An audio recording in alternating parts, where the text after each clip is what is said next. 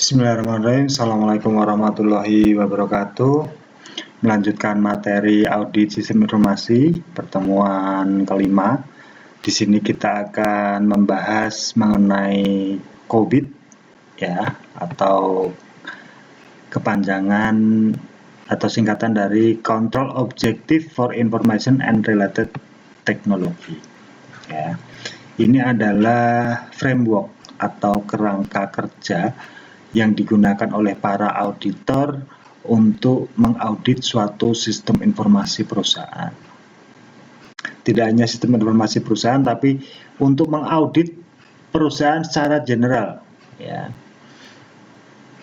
COVID ini yang versi terbaru, versi 5. Anda bisa, kalau Anda mau belajar lagi, Anda bisa download apa sih COVID-5 itu. Ya, ini coba kita bahas dulu.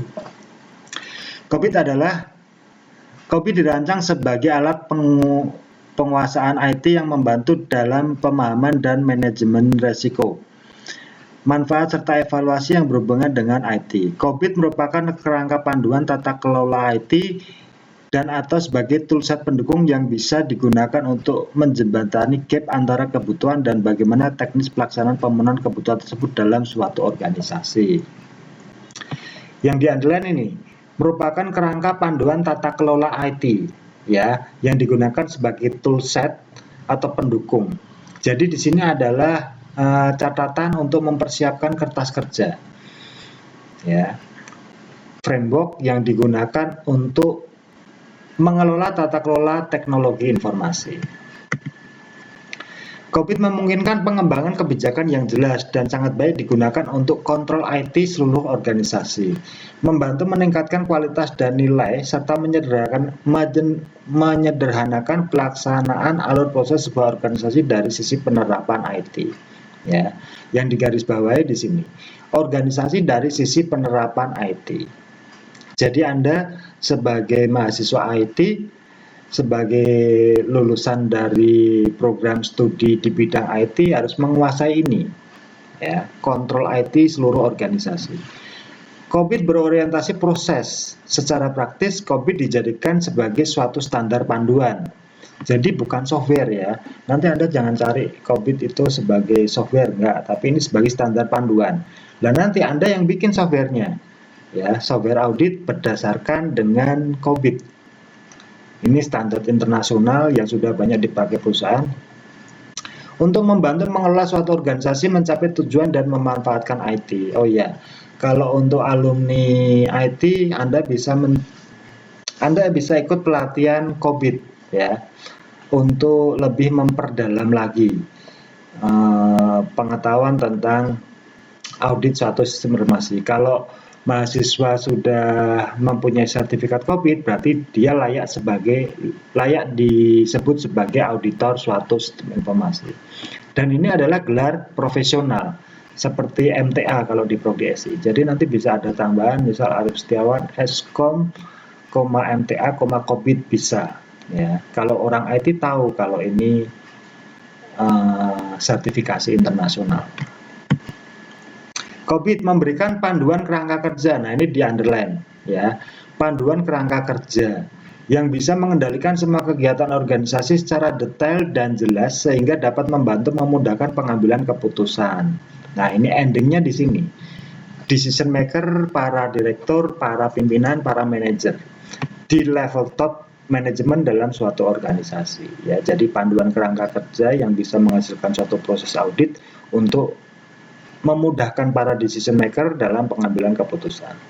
Siapa pengguna COVID? COVID digunakan secara umum oleh orang yang memiliki tanggung jawab utama dalam alur proses organisasi, yang organisasinya sangat bergantung pada kualitas, keandalan, dan penguasaan teknologi informasi. Nah, ini konsumsinya orang-orang IT. Meskipun Anda nanti belum jadi manajer, belum jadi direktur di suatu perusahaan, tapi ilmu dari COVID ini dipakai. Kenapa? Karena ini adalah standar untuk implementasi teknologi informasi di suatu perusahaan. Ya. Sejarah yang terbaru ini versi 5 ya. COVID ini dikeluarin dari ISACA, Information System Audit and Control Association, ini asosiasi level internasional ya. telah mengeluarkan beberapa versi sampai yang terbaru versi 5 tahun 2011. Visi COBIT sebagai model untuk penguasaan IT.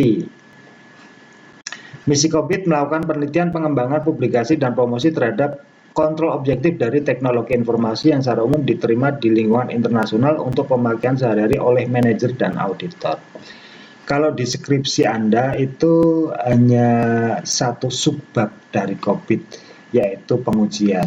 Kalau Anda nanti menyusun skripsi, itu diminta untuk menulis kerangka acuan, ya, atau kerangka pemikiran. Nah, itu biasanya mahasiswa itu menulis metode waterfall dari perencanaan sistem, pengembangan sistem, sampai yang terakhir itu implementasi sistem. Nah, di implementasi sistem itu biasanya ada pengujian.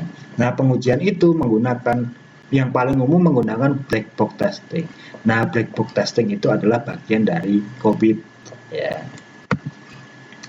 Framework COBIT framework.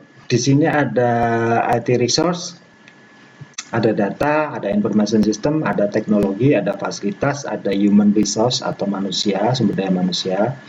Lalu di sini ada proses IT, ada perencanaan, ada pengadaan dan implementasi, ada pengantaran dan dukungan, dan ada pengawasan.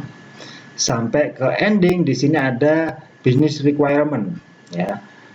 Efektif atau tidak, efisien atau tidak, kerahasiaan data gimana, integritas data gimana, ketersediaan gimana, pemenuhan data gimana, pemenuhan informasi seperti apa, dan kehandalan informasi seperti apa.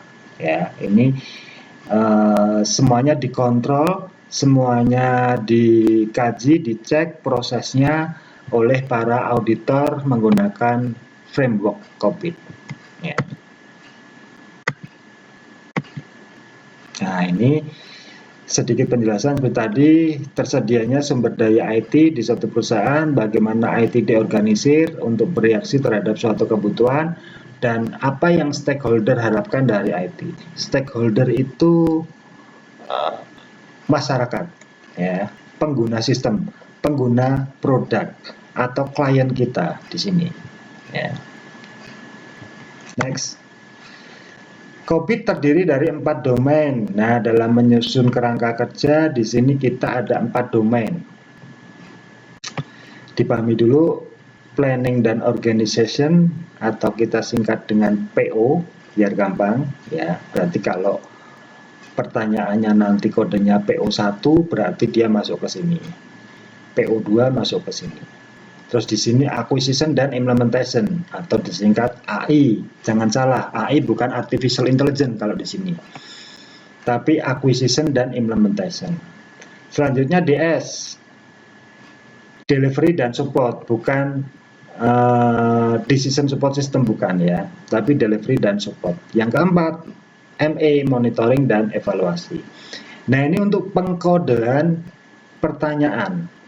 Dalam menyusun pertanyaan untuk perusahaan, seorang auditor menggunakan pengkodean ini, PO, AI, DS, dan ME. Next. Nah, ini frameworknya, ya. Yang pertama PO. PO itu ini tadi, planning dan organization. PO di sini. Domain PO, topiknya dirancang dulu. Ini rancangan ya. Rancangan yang dibuat oleh para auditor. Sesuai dengan framework COBIT. Strategik dan taktik, visi misi, organisasi dan infrastruktur. Terus pertanyaan yang akan kita tanyakan nanti ketika kita mengaudit, ya, apakah IT dan strategi bisnis sudah ditetapkan? Apakah perusahaan sudah menggunakan secara maksimum sumber dayanya? Apakah semua orang di dalam organisasi sudah memahami sasaran IT? Apakah resiko IT sudah dipahami, dan seterusnya. Jadi kita sebagai auditor sistem merancang ini. Apakah pertanyaannya cuma ini? Tidak, pertanyaannya bisa ditambah lagi ya. Kalau Anda nanti sudah mengikuti pelatihan COBIT, akan ditambahkan lagi, ini lebih banyak lagi. Yang kedua, domain AI. AI itu dari sini. Ya. Di sini topiknya solusi IT, perubahan dan pemeliharaan. Jadi ketika ada perubahan di sistem, ada maintenance di sistem, nah itu dikontrol di sini. Kayak Sunan, ini Sunan baru dan Sunan lama, mana yang lebih baik, nah itu dikontrol di sini. Ya. Apakah proyek baru dapat memberikan solusi terhadap kebutuhan bisnis? Apakah proyek baru dapat selesai tepat waktu dan seterusnya? Bisa Anda baca sendiri, ya sesuai domain. Yang ketiga, domain DS, delivery dan support. Di sini topiknya layanan, dukungan, penyusunan, pengolahan sistem aplikasi. Ya, di sini pertanyaannya, apakah layanan IT yang diberikan sesuai dengan prioritas bisnis? Apakah biaya IT dapat dioptimalkan? Nah, kalau ini dia fokusnya ke proses. Ya, jadi kalau yang pertama ini tadi dia fokusnya perencanaan, kalau ini pengadaan, implementasi, dan anggaran, ya. Terus kalau ini prosesnya, apakah pengadaan alatnya sudah berjalan sesuai dengan harapan, sesuai dengan SOP. Next, yang terakhir, domain monitor dan evaluasi. Nah, di sini kontrol, ya, pengujian sistem, kontrol sistem, domain ME. Di sini topiknya penilaian overtime, jaminan pengiriman, sistem pengendalian manajemen kesalahan, pengukuran pekerjaan. Ya, apakah IT ini mendeteksi suatu permasalahan sebelum semuanya terlambat? Apakah jaminan kemandirian yang diperlukan dapat memastikan bidang-bidang kritis bisa beroperasi sesuai dengan yang diharapkan? Nah, ini kontrol final. Ya. Kontrol final di suatu perusahaan pada proses sistem teknologi informasi. Kerangka kerja COVID. Di sini yang pertama mengamankan aset. Ya, karena di COVID itu di dalamnya ada pendataan aset, cek aset, menyusut atau tidak, rusak atau tidak, hilang atau tidak, dan seterusnya. Yang kedua, apakah penggunaan teknologi informasi itu efektif atau tidak, efisien atau tidak, memberikan dan mengolah ketersediaan layanan sistem informasi atau tidak, ya, availability.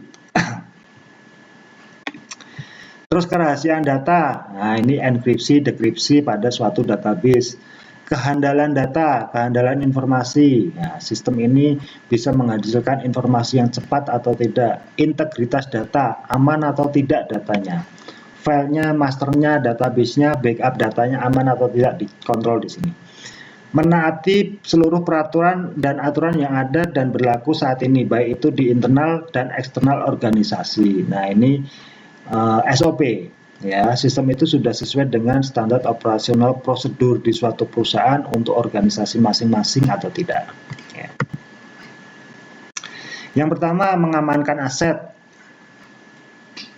Aset informasi suatu entitas seperti hardware dan software, sumber daya manusia, file data, dan lain-lain. Ya, ini adalah aset perusahaan. Ya. Dengan demikian, sistem pengamanan aset sistem informasi merupakan suatu hal yang sangat penting yang harus dipenuhi oleh entitas. Ya. Jadi di kerangka kerja COVID ini dikontrol semuanya. Hardware-nya seperti apa, software-nya seperti apa, SDM-nya seperti apa, file datanya seperti apa, dan lain-lain. Efektivitas sistem. Efektivitas sistem informasi entitas memiliki peranan penting dalam proses pengambilan keputusan atau usaha bisnis. Suatu sistem informasi dapat dikatakan efektif apabila memberikan manfaat dan ketepatgunaan teknologi informasi dalam operasi dan administrasi. Nah, ini teknologi tepat guna. Apakah sistem yang dibangun, sistem yang dibeli, sistem yang dipakai ini memberikan manfaat dan ketepatgunaan atau tidak? Kalau tidak ya percuma, ngapain sistem dibeli? Ya, sistem itu ya dibeli, dipakai agar kinerja bisa meningkat. Nah, itu di sini efektif. Efisien, apakah sistem itu bisa menjadikan kinerja lebih efisien atau tidak? Menjadi sangat penting ketika sumber daya kapasitas yang dimiliki oleh entitas terbatas. Nah, di sini perusahaan dalam mengelola kinerja itu tidak semuanya menggunakan SDM, ya. SDM-nya seminimal mungkin, dengan dibantu sistem bisa menghasilkan kinerja yang maksimal. Kenapa?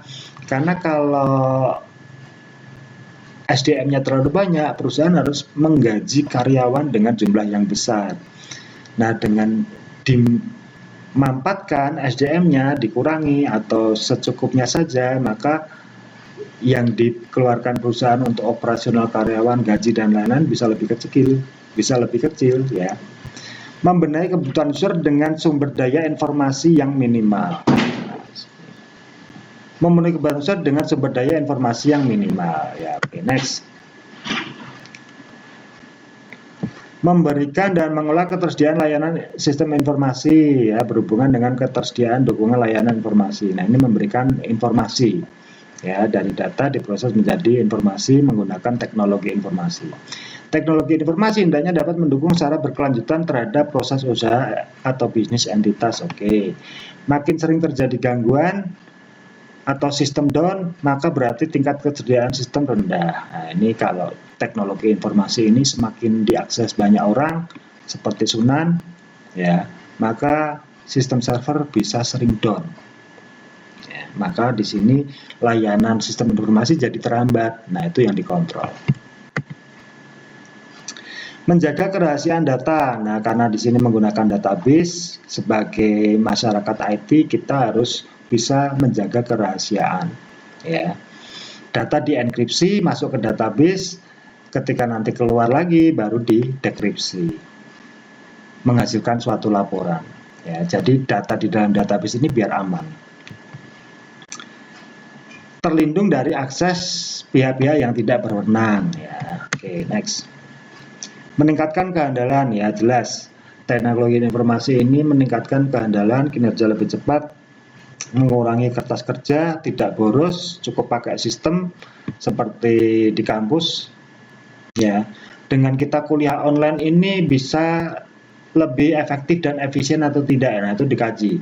Menggunakan Sunan, ya, lebih handal atau tidak, informasi cepat atau tidak, mahasiswa bisa mengakses dengan cepat atau tidak. Ya. Kalau down, makanya saya menggunakan double platform. Kalau Sunan down, mahasiswa tetap masih bisa mengakses materi dari web personal. Ya. Menjaga integritas data. Nah, ini seperti yang tadi ya. Kelengkapan, kebenaran, dan keakuratan, kerahasiaan semuanya dijaga. Oke, next. Masih yang tadi, integritas data. Menaati seluruh peraturan dan aturan yang ada dan berlaku. Nah, itu sistem informasi, teknologi informasi harusnya sesuai dengan standar operasional prosedur suatu perusahaan atau organisasi terkecil. Ya. Organisasi terkecil itu apa ya? Bagian, divisi, unit, atau kalau di kampus itu program studi. Ya, jadi sistemnya bisa menghandle semua kebutuhan yang ada di program studi. Terima kasih. Oke, sekian dulu kuliah dari saya mengenai COVID. Ya, semoga Anda paham. Jika kurang paham, silahkan Anda browsing materi-materi tentang COVID. Ini adalah suatu kerangka kerja. Semoga Anda bisa memahami kontrol audit teknologi informasi menggunakan COVID. Sekian dulu kuliah saya tutup. Billahi taufik wal hidayah. Wassalamualaikum warahmatullahi wabarakatuh.